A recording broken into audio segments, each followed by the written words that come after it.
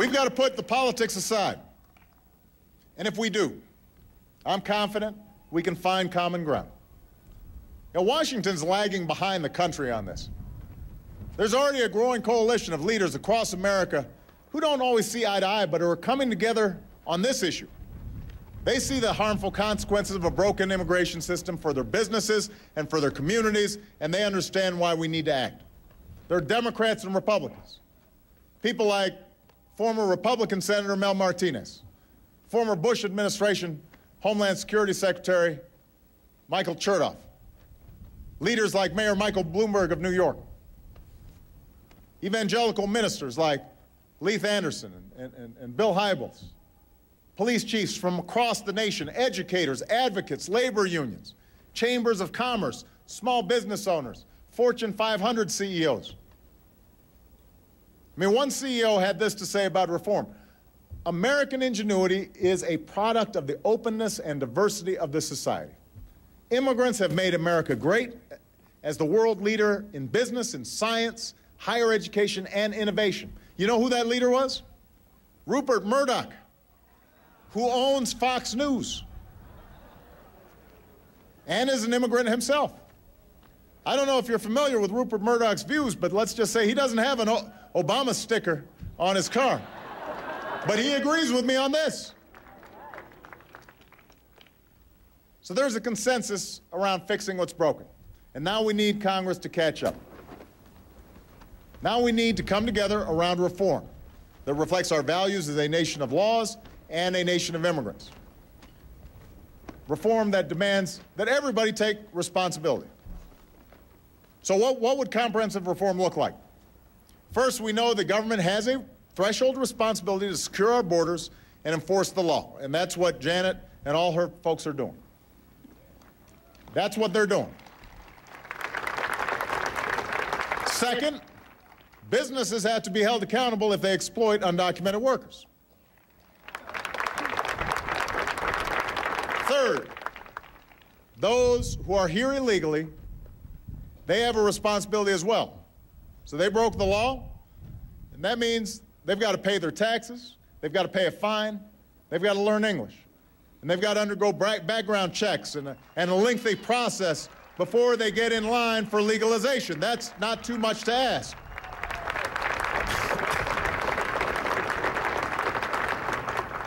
And fourth, stopping illegal immigration also depends on reforming our outdated system of legal immigration.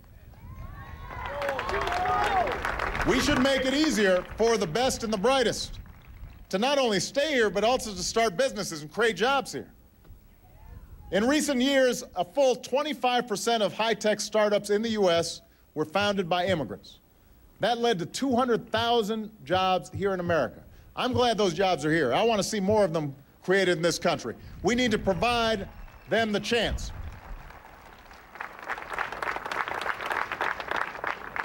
We need to provide our farms a legal way to hire workers that they rely on, and a path for those workers to earn legal status.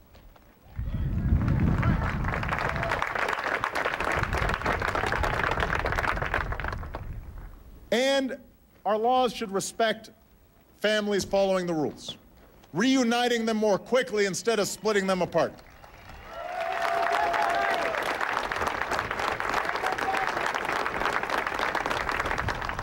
Today, the immigration system not only tolerates those who break the rules, but it punishes folks who follow the rules. While applicants wait for approvals, for example, they're often forbidden from visiting the United States. Even husbands and wives may have to spend years apart. Parents can't see their children. I don't believe the United States of America should be in the business of separating families. That's not right. That's not who we are. We can do better than that.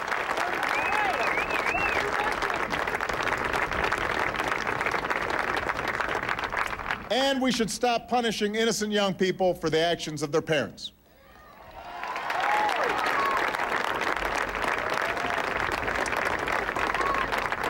We should stop denying them the chance to earn an education or serve in the military.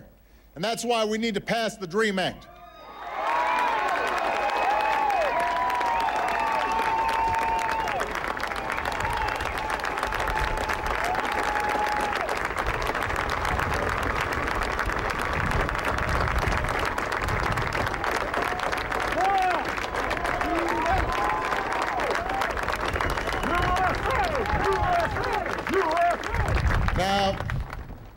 We passed the DREAM Act through the House last year when Democrats were in control.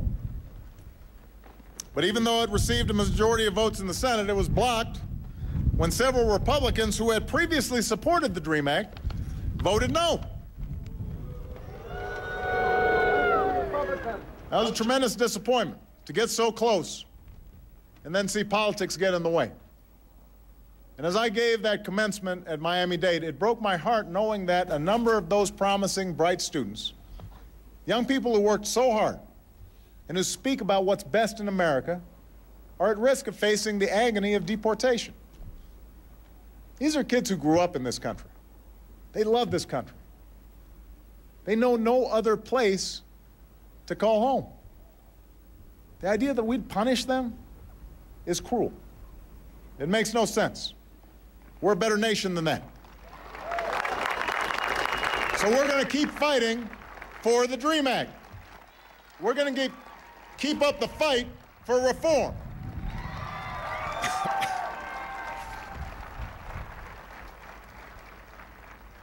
And that's where you come in. I'm going to do my part to lead a constructive and civil debate on these issues. And we've already had a series of meetings about this at the White House in recent weeks. We've got leaders here and around the country helping to move the debate forward. But this change ultimately has to be driven by you, the American people. You've got to help push for comprehensive reform, and you've got to identify what steps we can take right now, like the DREAM Act, like visa reform, areas where we can find common ground among Democrats and Republicans and begin to fix what's broken. So I'm asking you to add your voices to this debate. You can sign up to help at whitehouse.gov.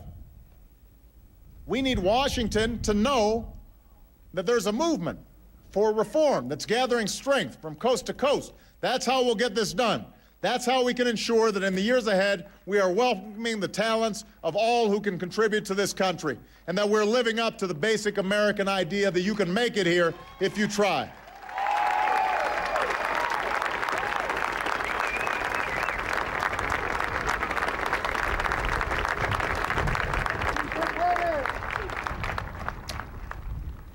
That's the idea that gave hope to Jose Hernandez. Is Jose here? Where's Jose's right over there. I want you to hear, I want you to think about this story. Jose's parents were migrant farm workers. And so growing up, he was too. He was born in California, though he could have just as easily been born on the other side of the border if it had been a different time of year, because his family moved around with the seasons. So two of his siblings were actually born in Mexico. So they traveled a lot. And Jose joined his parents picking cucumbers and strawberries. And he missed part of school when they returned to Mexico each winter. Jose didn't learn English until he was 12 years old. But you know what? Jose was good at math. And he liked math. And the nice thing is that math was the same in every school. And it's the same in Spanish as it is in English. So Jose studied. And he studied hard. And one day he's standing in the fields collecting sugar beets. And he heard on a transistor radio that a man named Franklin Chang Diaz, a man with a surname like his, was going to be an astronaut for NASA. So Jose decided, right there in the field, he decided, well, I can be an astronaut too. So Jose kept on studying. And he graduated high school. And he kept on studying. And he earned an engineering degree. And he kept on studying and he earned a graduate degree. And he kept on working hard and he ended up at a national laboratory, helping to develop a new kind of digital medical imaging system. And a few years later, he found himself more than 100 miles above the surface of the Earth, staring out of the window of the shuttle Discovery. And he was remembering the boy in the California fields with that crazy dream that in America, everything's possible.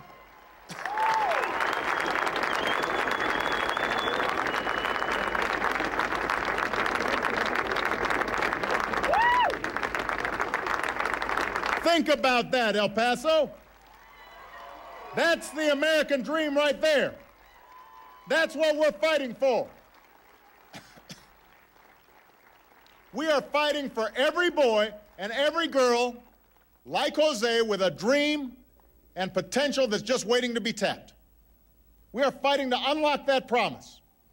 And all that holds not just for their futures, but for America's future. That's why we're going to get this done. And that's why I'm going to need your help. Thank you. God bless you. And may God bless the United States of America. And there you have it, the president speaking for just about half an hour there in El Paso, Texas, just across the border from Juarez, Mexico, talking immigration, talking about border control, talking about security, talking about living the American dream. Quickly, want to go to Gloria Borger. We're going to have a whole conversation with Gloria. I do have one quick question for you. In terms of the themes here, two themes I picked up. One, that immigration is smart for our economy. Two, our border has never been more secure. What did you make of that half hour? Yeah, I think, you know, the president made it very clear that he's doubled the number of border agents since 2004, that this is good for the country, as you point out, economically, and also said, look, you know, the political will in Washington has to be there. Brooke, there's a fight for Hispanic voters right now. The president's very popular with Hispanic voters, but he was a lot more popular with them in 2008. We'll talk about his popularity among Hispanic voters. I'm going to ask you about some of the specifics he laid out in page 6 of 8 of this speech here. And when he got the big boo, a lot more to come. Let's get a quick break in. We'll be right back.